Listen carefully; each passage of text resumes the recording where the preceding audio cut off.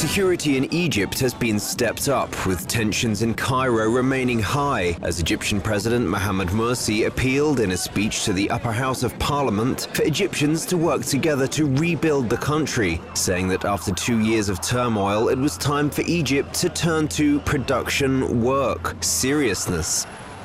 Mr. Morsi's strongly worded speech appeared to be a message to the largely liberal and secular opposition not to engage in any new protests, depicting the dispute over the new constitution as a threat to reconstruction efforts.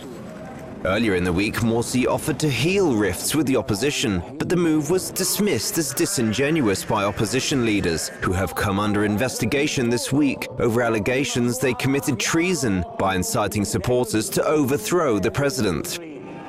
The North African nation has endured a month of protests by both supporters and opponents of the new constitution, rushed through by an Islamist-dominated council, but approved by a disputed referendum last week. Critics have said it fails to guarantee women's rights and potentially limits the freedom of expression and freedom of worship. Meanwhile, Mr. Morsi has tried to recapture some of the diplomatic kudos he recently garnered for his role as peace broker between Israel and Hamas in the 8-day conflict of November by wading into the Syrian crisis, saying his country supports the Syrian uprising and that President Bashar al-Assad's administration has no place in Syria's future.